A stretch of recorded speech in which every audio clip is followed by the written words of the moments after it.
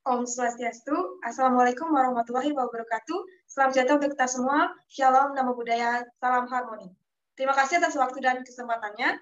Pada kesempatan kali ini kami dari kelompok 3 akan membawakan materi mengenai PPH pasal 4 ayat 2. Namun sebelum beranjak ke submateri, alangkah baiknya saya memperkenalkan anggota kelompok 3 terlebih dahulu.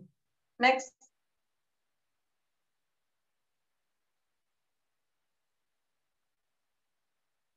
Anggota kelompok 3 terdiri dari yang pertama, Margareta Mika Pusmanendra dengan NIM 201-704-1041.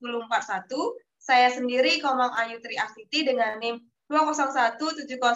201-704-1041-704-1085. Iketut Suryawan dengan NIM 201-704-1195. Fitrina Sandita Elmi dengan NIM 201-704 1239, dan yang terakhir adalah Ainun Asza dengan NIM 201-704-1241. Next. Adapun submateri pada pertemuan kali ini yakni yang pertama tentang definisi PPH pasal 4 ayat 2, subjek PPH pasal 4 ayat 2, objek dan tarif PPH pasal 4 ayat 2, dan yang terakhir adalah indikator pencapaian. Next. Baik, untuk mempersingkat waktu, kita langsung saja ke submateri yang pertama mengenai definisi PPH pasal 4 ayat 2. Menurut Undang-Undang Nomor 36 Tahun 2008, pajak penghasilan PPH pasal 4 ayat 2 merupakan pajak penghasilan yang terpotong atas jenis-jenis penghasilan tertentu yang bersifat final dan tidak dapat dikreditkan dengan pajak penghasilan jenis lain yang terhutang. Next. Submateri yang kedua adalah mengenai subjek PPH pasal 4 ayat 2. Subjek pajak dari PPH pasal 4 ayat 2 ini terdiri dari wajib pajak orang pribadi serta wajib pajak badan komersial, firma, perseroan terbatas yang memiliki penghasilan bruto tidak lebih dari 4,8 miliar. Baik, itu saja yang bisa saya presentasikan. Saya lanjutkan ke rekan saya. Terima kasih. Baik, terima kasih atas waktunya. Di sini saya akan melanjutkan presentasi. Selanjutnya, adapun wajib pajak yang tidak diperkenankan menggunakan fasilitas PPH pasal 4 ayat 2, meskipun omsetnya lebih dari 4 miliar 800 juta. Yang pertama, wajib pajak dengan penghasilan atas pekerjaan bebas seperti pengacara, akuntan, arsitek, dokter, konsultan, notaris, PPAT, penilai dan akuntaris, pemain musik, pembawa acara, penyanyi, pelawak, bintang film maupun bintang sinetron, bintang iklan, sutradara, kru film, fotomodel, peragawan atau peragawati, pemain drama, penari, atlet, penasehat, pengajar, pelatih, penceramah, penyuluh, moderator, pengarang, peneliti, penerjemah, pengawas, atau pengelola proyek, perantara, petugas penjaga barang dagangan, dan agen asuransi distributor. Yang kedua, penghasilan dari luar negeri yang terhutang maupun yang sudah dibayar yang diterima oleh wajib pajak. Yang ketiga, penghasilan yang dikenakan PPH pasal 4 ayat 2 sesuai dengan peraturan perundang-undangan. Yang keempat, penghasilan yang bukan menjadi objek pajak. Next. Materi yang ketiga, objek dan tarif PPH pasal 4 ayat 2. Yang pertama, pajak penghasilan atas penghasilan berupa bunga deposito, tabungan, simpanan koperasi. Yang kedua, penghasilan dan transaksi saham dan sekuritas di bursa efek. Yang ketiga, pajak penghasilan atas penghasilan berupa bunga obligasi. Yang keempat, pajak penghasilan atas penghasilan berupa hadiah undian. Yang kelima, pajak penghasilan atas sewa tanah atau bangunan. Yang keenam, PPH final atas penghasilan dari pengalihan hak atas tanah atau bangunan. Yang ketujuh, usaha jasa konstruksi. Yang kedelapan, pajak penghasilan atas dividen. Yang kesembilan, pajak penghasilan atau penghasilan perusahaan modal ventura dari transaksi. Yang ke-10, pajak penghasilan atas peredaran bruto tertentu. Next.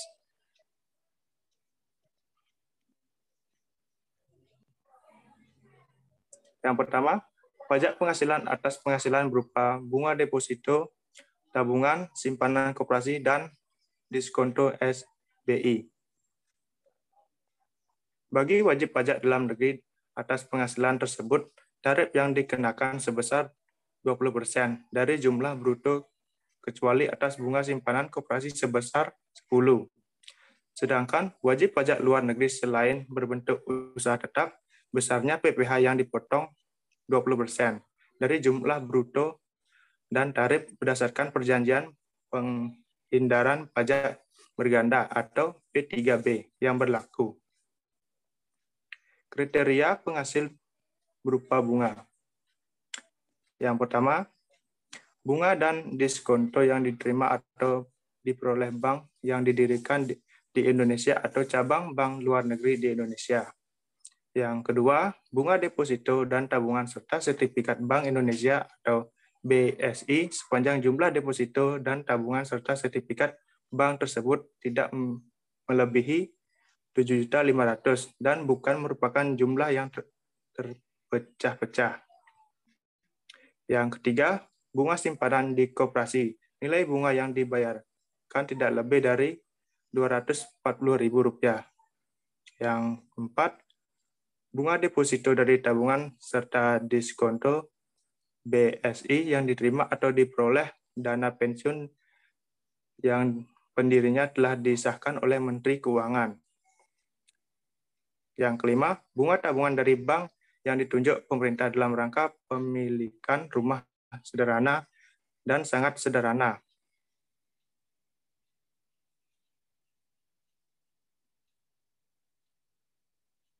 Selanjutnya, presentasi akan dilanjutkan oleh teman saya. Baik, terima kasih atas kesempatan yang diberikan kepada saya. Di sini saya akan melanjutkan presentasi dari Surya.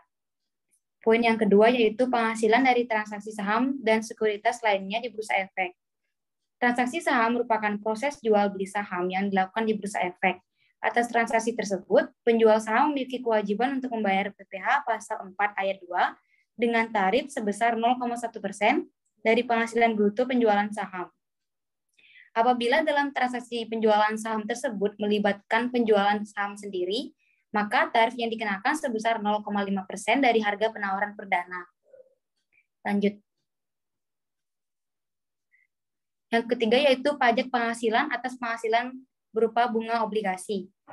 Terdiri dari 3, yaitu yang pertama, obligasi. Obligasi merupakan surat utang dan surat utang negara yang berjangka waktu lebih dari 12 bulan.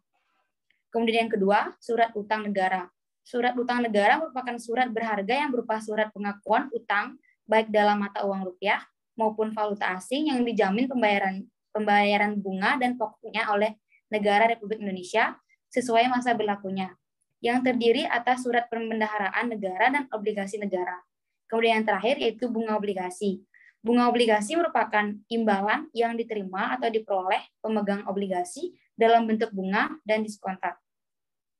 Lanjut. Yang keempat yaitu pajak penghasilan atas penghasilan berupa hadiah undian. Peraturan Pemerintah Nomor 132 Tahun 2000 tentang pajak penghasilan atas hadiah undian, maka setiap penghasilan yang diterima oleh orang pribadi maupun badan wajib dikenakan PPh yang bersifat final.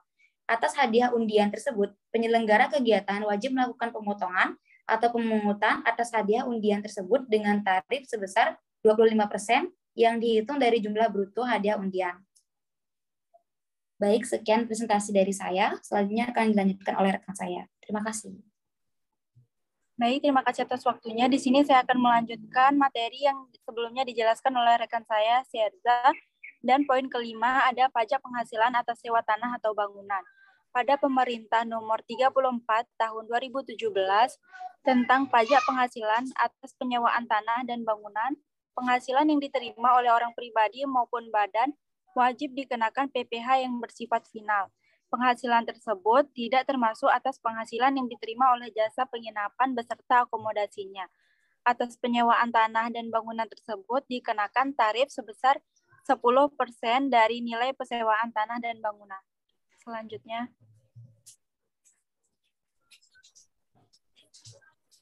6. PPh final atas penghasilan dari pengalihan hak atas tanah dan atau bangunan.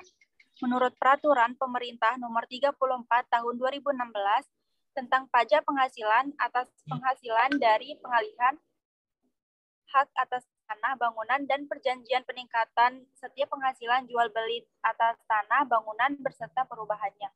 Setiap penghasilan yang diterima oleh orang pribadi atau badan atas pengalihan hak atas tanah, bangunan, beserta perubahannya, terutang pajak penghasilan yang bersifat final. Terdapat dua jenis penghasilan dalam pengalihan hak atas tanah atau bangunan, yaitu yang pertama ada penghasilan dari pengalihan hak atas tanah bangunan adalah penghasilan yang diterima atau diperoleh pihak yang mengalihkan hak atas tanah atau bangunan melalui penjualan, tukar-menukar, pelepasan hak, penyerahan hak, lelang, hibah, waris, atau cara lain yang disepakati antara para pihak. Dan yang kedua ada penghasilan dari perjanjian peningkatan jual beli atas tanah atau bangunan adalah penghasilan dari yang pertama ada pihak penjual yang namanya tercantum dalam perjanjian peningkatan jual beli pada saat pertama kali ditandatangani. Dan yang kedua ada pihak pembeli yang namanya tercantum dalam perjanjian peningkatan jual beli sebelum terjadinya perubahan atau addendum perjanjian peningkatan jual beli. Atas terjadinya perubahan tersebut, pihak pembeli dalam perjanjian peningkatan jual beli tersebut ada pun tarif yang dikenakan, yaitu yang pertama ada tarif 2,5%. 2,5% dari jumlah bruto nilai pengalihan hak atas tanah atau pembangunan selain pengalihan hak atas tanah bangunan berupa rumah sederhana atau rumah susun sederhana yang dilakukan oleh wajib pajak yang usaha pokoknya melakukan pengalihan hak atas tanah dan bangunan. Dan yang kedua ada 1%. 1% dari jumlah bruto nilai pengalihan hak atas tanah pembangunan berupa rumah sederhana dan rumah susun sederhana yang dilakukan oleh wajib pajak yang usaha pokoknya melakukan pengalihan hak atas tanah ataupun bangunan. Dan yang terakhir, ketiga, ada 0%. Atas pengalihan hak atas tanah bangunan kepada pemerintah, badan usaha milik negara yang mendapat penugasan khusus dari pemerintah atau badan usaha milik daerah yang mendapat penugasan khusus dari kepala daerah. Sebagaimana dimaksud dalam undang-undang yang mengatur mengenai pengadaan tanah bagi pembangunan untuk kepentingan umum. Selanjutnya,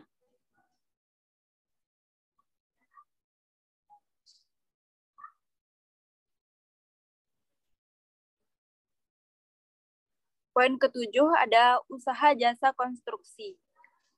Pengenaan PPh pasal 4 ayat 2 atas jasa konstruksi didasarkan pada Peraturan Pemerintah Nomor 51 Tahun 2008 tentang pajak penghasilan atas penghasilan dari usaha jasa konstruksi. Adapun jenis-jenis jasa atau pekerjaan konstruksi yang merupakan objek dari PPh pasal 4 ayat 2 yaitu ada 6. Yang pertama, jasa konstruksi adalah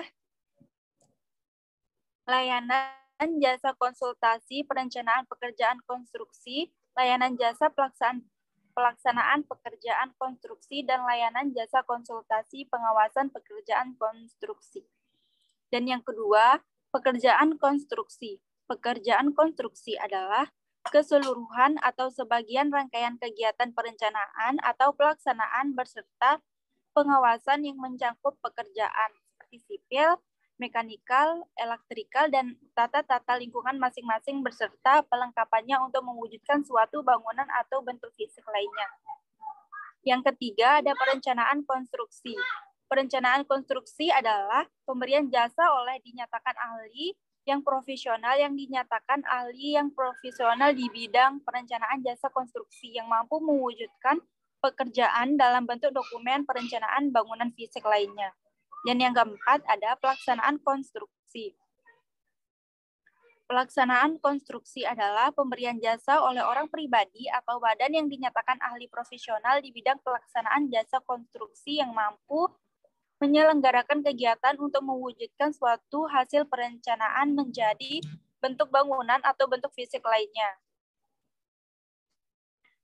Termasuk di dalamnya pekerjaan konstruksi dan integrasi, yaitu penggabungan fungsi layanan dalam modal penggabungan, pengadaan, dan pembangunan atau design and build. Dan yang kelima ada pengawasan konstruksi. Pengawasan konstruksi adalah pemberian jasa oleh orang pribadi atau badan yang dinyatakan ahli profesional di bidang pengawasan jasa konstruksi yang mampu melaksanakan pengawasan sejak awal pelaksanaan pekerjaan konstruksi sampai selesai dan diserah terimakan. Dan yang terakhir, ada penyediaan jasa. Penyediaan jasa adalah orang pribadi atau badan, termasuk bentuk usaha tetap, yang kegiatan usahanya menyediakan layanan jasa konstruksi, baik secara sebagai perencanaan konstruksi, pelaksanaan konstruksi, dan pengawasan konstruksi maupun sub-sub lainnya. Sekian materi yang saya sampaikan, selanjutnya akan dijelaskan oleh rekan saya. Terima kasih. Baik, terima kasih untuk waktunya. Di sini saya akan menjelaskan materi selanjutnya, yaitu pajak penghasilan atas dividen. Pajak penghasilan berupa dividen yang diterima atau diperoleh wajib pajak orang pribadi dalam negeri dikenai pajak penghasilan yang bersifat final. Penghasilan berupa dividen yang diterima atau diperoleh wajib pajak orang pribadi dalam negeri dikenai pajak penghasilan sebesar 10%. Next.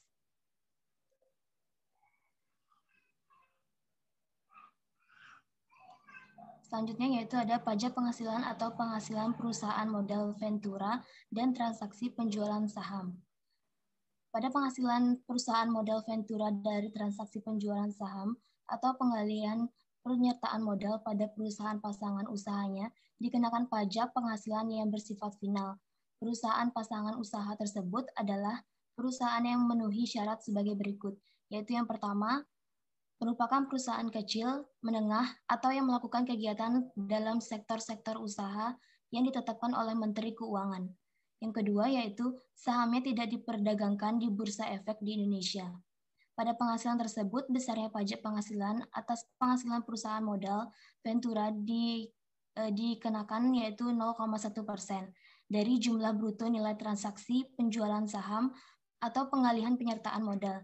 Dalam hal transaksi penjualan saham atau penggalian penyertaan modal tersebut dilakukan melalui Bursa Efek, maka pengenaan pajak penghasilan dilakukan sesuai dengan ketentuan sebagaimana diatur dalam Peraturan Perundang-undangan tentang Pajak Penghasilan atas penghasilan dari transaksi penjualan saham di Bursa Efek.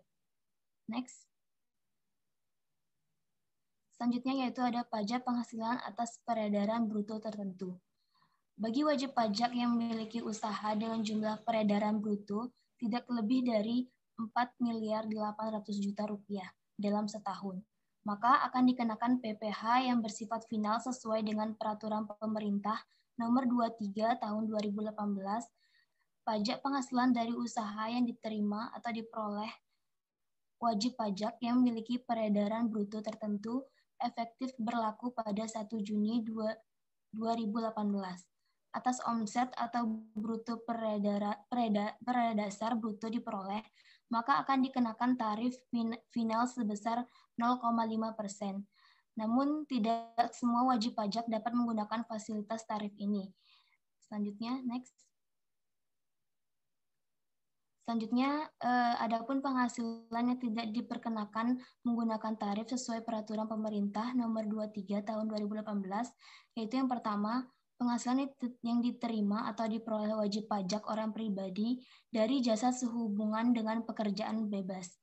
Yang kedua, penghasilan yang diterima atau diperoleh di luar negeri yang pajaknya terutang atau telah dibayar di luar negeri.